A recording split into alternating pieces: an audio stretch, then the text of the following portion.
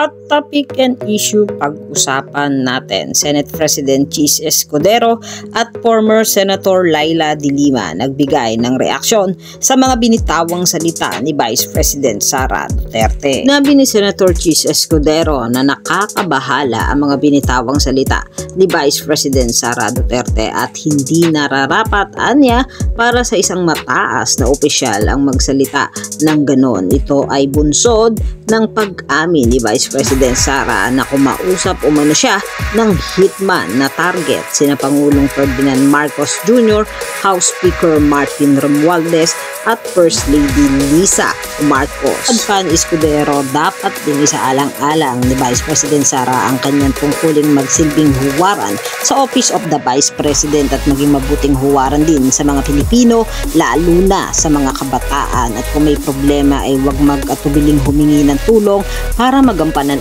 niya ng maayos ang kanyang tungkulin. Samantalang sinabi naman ni former Senator Laila De Lima na sobrang disrespectful at pwedeng may criminal charge against VP Sara. Saad pa ni De Lima sa ating revised penal code or any special law, threatening a sitting president ay isang serious matter. Anya, hindi lang yan grave threat, pwede ring inciting to sedition, pwede ring illegal utterances. Yan ang mga hot topic and issue dito lamang sa Tambalang JK.